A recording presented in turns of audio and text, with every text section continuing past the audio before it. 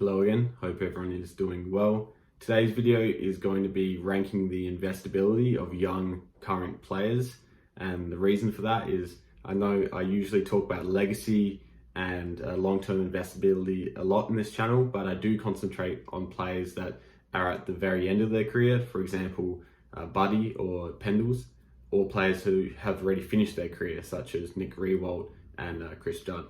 But I realize that that's probably not too exciting to lots of people, because although I like collecting players who have already retired their best cards, lots of people want to pick young players so that they can follow their careers as they go. And that is really exciting. I understand that viewpoint. So today I'm going to be trying to give some insight into who I think will be the next top players, the next Judd or the next Riewoldt, like I mentioned, in 20 years time from this current playing crop. So I'll be concentrating on players who are 27 years and under as of the 1st of January 2023. So I've picked around 20 players all up, 27 years and under, and I'm going to be putting them in tiers 1 to tier 5 and maybe a couple extras at the end. But let's get straight into the tiers now. Okay, so I think the idea of the video will come through more once I start explaining the tiers, but let's get into tier 1. And in tier 1 we've got Patrick Cripps and Marcus Bontempelli. These two players are the two blue chip investment locks of the current playing generation under 27 years old. They are both at the higher end of that, both being 27 as of the 1st of January 2023, but they have extremely decorated careers already, and I think these two are the safest investment going forward, because there's an extremely high probability that they're going to be seen as those high-end iconic players in the long term. So their achievements so far, Cripps has 3 All-Australians, 1 Lee Matthews Trophy, which is the AFL MVP, and also the 1 Brownlow from last year. Bont has the 4 All-Australians and 1 Lee Matthews Trophy. As far as rookie cards go, Cripps is very expensive at the moment. As you guys know from my previous video, his DPS is selling for around $750 at the moment, it seems like, which is super high, and that's a tough price point to get into. And although I think he's a very safe investment long term, I can't really see this card booming in the near future at all. Bontempelli, on the other hand, his DPS is a much better price, around $300 to $350 from the same release as Cripps. Bont also has 2 rookie signatures from 2013 Future Force, 1 numbered out of 200 and 1 out of 40. The 1 out of 200 sells for around $200, I think, maybe $250, and the gold, you never see it, but it'd probably sell for around $800. So at the moment, Bont seems like a bit better value than Cripps. Moving on to tier 2, we've got 2 players who are nearly at that level, but not quite, in my opinion. They're both from Melbourne. One is Clayton Oliver and one is Christian Petrarca. These guys' achievements, Oliver is 3-time All-Australian, and he's only going to be 25 years old at the start of 2023. So he's very young, and I think his achievements already are kind of overlooked. When compared to Petrarca, Bont, Cripps, he's not really put in that same category yet. And I think it's a bit disrespectful, to be honest, looking at his stats and just the way he goes about his footy. He's the kind of guy that's going to give 100% every week, and that's the exact kind of guy you want to invest in, because you know he's not going to sit out a season when he doesn't have to, or not going to try and pick up those 3 votes every week. He really wants to win and play his best. So I'm really bullish on Clayton Oliver long term. Petrarca, on the other hand, he's a bit more flashy, kicks more goals than Oliver, so I think that's why he gets a bit more respect in the hobby. He has 3 All-Australians as well, and the 1 Norm Smith. And that, I think, shows the difference between Oliver and Petrarca. Petrarca has that big game flash, but Oliver is the week in, week out, kind of dominating the inside kind of player. But Oliver needs to start kicking more goals to really push himself higher in these rankings. If he started kicking goals, then he'll be absolutely unstoppable. Petrarca's rookie release is 2014 Future Force.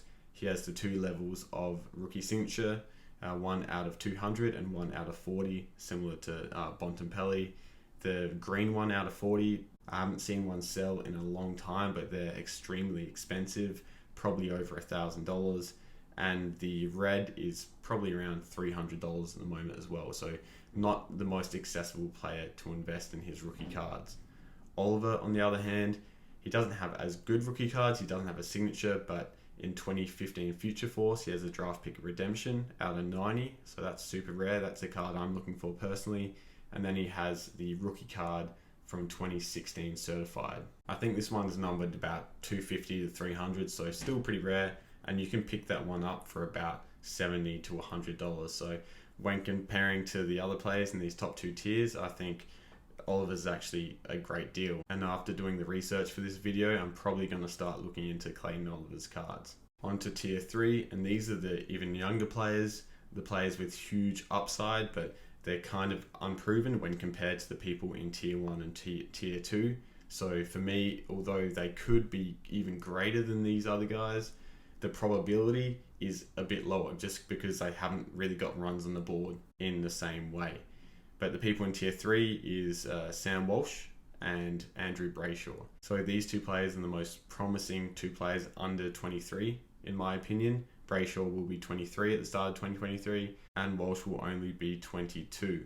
They've both got the one All-Australian, and Brayshaw has one Lee Matthews trophy, the AFL MVP as well. There's not too much more to say about these guys. Huge upside, like I said, but you're also taking on a bit more risk. In terms of pricing, Walsh's rookie cards are extremely expensive. The DPS is probably about $800 to $900 at the moment. The rookie card, I got the price wrong in my last video, but it's selling for about $180, it looks like.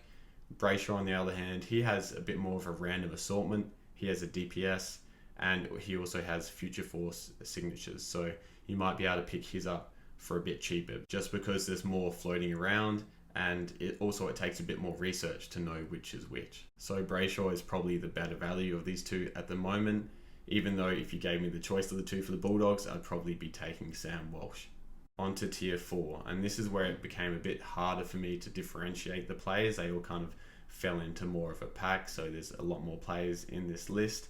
First off, starting with Touk Miller, which I think is the best prospect out of this tier 4, and then you've got the younger guys, Bailey Smith, Nick Dacos, Connor Rozee, Shai Bolton, and Max King, and then you've got the older club champions already in Zach Merritt and Jack Steele. So Touk Miller with the two All-Australians already, and he's the kind of guy that could win multiple Brownlows in the coming seasons if he gets lucky with how everyone else plays, if someone doesn't have like an unbelievable season. And also with Touk Miller, I think the Gold Coast link is going to be a big thing for his legacy. He seems to be one of the first Gold Coast players who's really taken the culture under his wing and really seems extremely passionate about the club. He's not looking to leave, he's looking to build it from the ground up, and that's great to see. I think he'll definitely be etched into the history of the Gold Coast Suns footy club. As for the younger players, these are all players that show huge amounts of promise, but they have less runs on the board than Walsh and Brayshaw. The player I really want to highlight is Max King. I put him in this tier because I think he's the best young big forward in the game. Unfortunately, the game is kind of moving away from the big forwards, which is very sad to see. I really struggled to find any to fit in this list, but King, in my opinion, is the best of the bunch, and hopefully he can push forward to become that iconic tall forward of this era. I've put Merritt and Steele in this tier as well because although they don't have as much upside as these younger players, they've definitely got runs on the board, and they're the kind of players that could easily win a Brownlow in the next few years. That brings us to tier 5, and there's 4 players in this tier. We've got Callum Mills, Darcy Parish, Isaac Heaney, and Sam Taylor. I do want to highlight Sam Taylor, similar to Max King. He's the only defender I've got in this list. He made All-Australian last year, and it seems like he's the kind of guy that could be like a perennial All-Australian in that centre-half back position.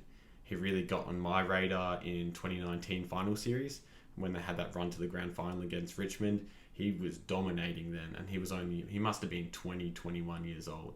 So he's definitely a special player, and although defenders don't have the same collectability as these midfielders that make up most of the list, if he becomes kind of like the best of his generation, that's going to be very important historically, and I think that will be reflected at least somewhat in his card prices. The other guys, they're a bit more boring because they're older, but you know what you're going to get, and once again, these guys could have a great back end to their career that propels them higher into this list. The comparison in this way is probably Tom Hawkins. 5 years ago, if I did this list, he would be sitting snugly in tier 4 or tier 5, but given what he's done in the past 5 years at an advanced age in his career, just blows that out of the water. And now if I did this list again for people his age, he would be more like a tier 2 player. To round out the list, to make it an even 20, I've got 2 players that have missed the list, but if I don't include them, people will probably be annoyed, and that is Matt Rowell and Luke Jackson. Personally, even though Jackson won the Rising Star and Rowell had that amazing start to the season a couple years ago, I really just haven't seen enough to put them in these top 5 tiers. I may be looking really stupid in the next few years, but I can always update that. But based on probability, on what I've seen so far, these other players that I've mentioned have a much higher probability of being that high-end Hall of Famer. So that's my list on the investability of players under 27 years old in the AFL. Let me know who I've missed. I've definitely missed at least someone, but that's kind of how I go about when I look at investing in players. How likely is it that they're going to be looked at as one of the best players of their generation? So I look at that first, and this is what the tier system is about. And then I look at pricing, because obviously, even though I think someone like Sam Walsh is probably going to become into that top echelon, paying the prices he's at the moment still doesn't make financial sense to me. So I look at someone who may be a bit undervalued but is still on that same track, such as Brayshaw or Clayton Oliver, or going down the list a bit, maybe someone like Shai Bolton, or someone even a bit older like Jack Steele. And I look at their prices now and I imagine what it could be in 10, 20 years if their career plays out how I think it might. But that's all I've got for today. I could definitely do a similar kind of video with people above 27 in the league and where I think their legacy is going to stand. But yeah, let me know if that's something you're interested in. Otherwise, I'll see you next video. Cheers.